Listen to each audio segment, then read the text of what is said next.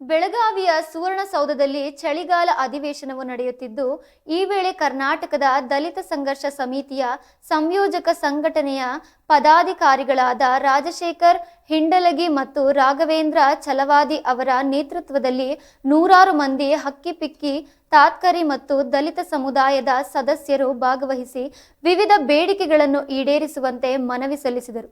ಸಮಿತಿಯು ಸರ್ಕಾರಕ್ಕೆ ಸಲ್ಲಿಸಿದ ಪ್ರಮುಖ ಬೇಡಿಕೆಗಳೆಂದರೆ ಖಾನಾಪುರ ತಾಲೂಕಿನ ಕಾಡಿನಲ್ಲಿ ಹಲವು ವರ್ಷಗಳಿಂದ ವಾಸಿಸುತ್ತಿದ್ದ, ಕಾಡಿನ ಅರಿವಿಲ್ಲದೆ ಗೆಡ್ಡೆಗೆಣಸುಗಳನ್ನು ತಿಂದು ಜೀವನ ನಡೆಸುತ್ತಿದ್ದ ಸುಮಾರು 100ರಿಂದ 150 ಹಕ್ಕಿಪಿಕ್ಕಿ ಮತ್ತು ತಾತ್ಕರಿ ಕುಟುಂಬಗಳನ್ನು ಅರಣ್ಯ ಇಲಾಖೆ ಒಕ್ಕಲೆಬ್ಬಿಸಿ ಖಾನಾಪುರ ಪಟ್ಟಣಕ್ಕೆ ಸ್ಥಳಾಂತರಿಸಿದೆ. ಈ ಕುಟುಂಬಗಳಿಗೆ ವಸತಿ, ಆಧಾರ್ ಕಾರ್ಡ್, ರೇಷನ್ ಕಾರ್ಡ್, ಚುನಾವಣೆ ಚೀಟಿ ಮತ್ತು ಜಾತಿ ಪ್ರಮಾಣ ಪತ್ರ ಸೇರಿದಂತೆ ಯಾವುದೇ ಮೂಲಭೂತ ಸೌಕರ್ಯಗಳನ್ನು ದೊರೆತಿಲ್ಲ. ಈ ಕುರಿತು ಸರ್ಕಾರಕ್ಕೆ ಹಲವು ಬಾರಿ ಮನವಿ ಸಲ್ಲಿಸಿದರೂ ವಿಳಂಬವಾಗಿದೆ. ಇದನ್ನು ವಿಶೇಷ ಪ್ರಕರಣ ಎಂದು ಪರಿಗಣಿಸಿ ನ್ಯಾಯ ಒದಗಿಸಬೇಕು ಎಂದು ಮನವಿಯಲ್ಲಿ ಒತ್ತಾಯಿಸಲಾಗಿದೆ.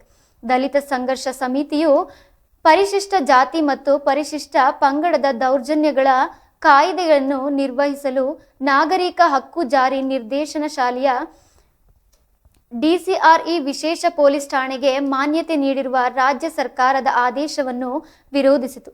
ಇದರ ಬದಲಾಗಿ ಮೊದಲಿನಂತೆ ಸ್ಥಳೀಯ ಪೊಲೀಸ್ ಠಾಣೆಗಳ ವ್ಯಾಪ್ತಿಯಲ್ಲಿ DYSP ನೇತೃತ್ವದಲ್ಲಿ ವಿಚಾರಣೆ ನಡೆಸುವಂತೆ ಮಾಡಬೇಕು ಎಂದು ಮನವಿ ಮಾಡಲಾಯಿತು. ಇದು ದಲಿತರಿಗೆ ನ್ಯಾಯ ಒದಗಿಸುವಲ್ಲಿ ಹೆಚ್ಚು ಪರಿಣಾಮಕಾರಿಯಾಗಲಿದೆ ಎಂದು ಸಮಿತಿ ಅಭಿಪ್ರಾಯಪಟ್ಟಿದೆ. 2006 ಮತ್ತು 2007ರಲ್ಲಿ ಜಾರಿಗೆ ತಂದ ಭಾಗ್ಯಲಕ್ಷ್ಮಿ ಯೋಜನೆಯಲ್ಲಿ ಬಡತನ ರೇಖೆಗಿಂತ ಕೆಳಗಿರುವ BPL ಕುಟುಂಬದ ಹೆಣ್ಣು ಮಕ್ಕಳ ಜನನವನ್ನು ಪ್ರೋತ್ಸಾಹಿಸಲು LICಯಲ್ಲಿ ಹಣ ಹೂಡಿಕೆ ಮಾಡಿ ಬಾಂಡ್ಗಳನ್ನು ವಿತರಿಸಲಾಗಿತ್ತು. ಈ ಬಾಂಡ್ಗಳು ಮೆಚ್ಯೂರಿಟಿ ಹೊಂದಿದ್ದರೂ ಅಧಿಕಾರಿಗಳು ಫಲಾನುಭವಿಗಳಿಗೆ 3-4 ಮಕ್ಕಳಿದ್ದರೆ ಎಂಬ ನೆಪ ಹೇಳಿ ಹಣವನ್ನು ಮಂಜೂರು ಮಾಡುತ್ತಿಲ್ಲ. ಕೂಡಲೇ ಎಲ್ಲ ಫಲಾನುಭವಿಗಳಿಗೆ ಹಣ ನೀಡುವಂತೆ ಸಮಿತಿಯು ಒತ್ತಾಯಿಸಿತು. ಪ್ರತಿಭಟನಾ ಸ್ಥಳಕ್ಕೆ ಆಗಮಿಸಿದ್ದ ಅಬಕಾರಿ ಸಚಿವರಾದ RB ತಿಮ್ಮಾಪುರ ಅವರು ಮನವಿ ಸ್ವೀಕರಿಸಿ ನ್ಯಾಯ ಒದಗಿಸುವ ಭರವಸೆ ನೀಡಿದರು. ಈ ಸಂದರ್ಭದಲ್ಲಿ ಬಾಗಲಕೋಟೆ ಜಿಲ್ಲಾಧ್ಯಕ್ಷ ವಿಠ್ಠಲ ಸಗರಮಣ್ಣನವರ, ಬೆಳಗಾವಿ ಜಿಲ್ಲಾಧ್ಯಕ್ಷ ದುರ್ಗಪ್ಪ ದಂಡಿನವರ, ಆದಿವಾಸಿ ಬೆಳಗಾವಿ ಜಿಲ್ಲಾಧ್ಯಕ್ಷ ದಯಾನಂದ ಹಕ್ಕಿಪಿಕ್ಕಿ, ಕಿತ್ತೂರು ತಾಲೂಕು ಅಧ್ಯಕ್ಷ ರಾಜಶೇಖರ್ ಛಲವಾದಿ, ಉಪಾಧ್ಯಕ್ಷ ಅದೃಶ್ಯಪ್ಪ ಹಿಂಡಲಗಿ, ಆದಿವಾಸಿ ದಾವಣಗೆರೆ ಜಿಲ್ಲಾಧ್ಯಕ್ಷ ಮಂಜುನಾಥ್ ವೆಂಕಟೇಶ್ ಹಾಗೂ ಇತರ ಸಮುದಾಯದ ನೂರಾರು ಕಾರ್ಯಕರ್ತರು ಉಪಸ್ಥಿತರಿದ್ದರು.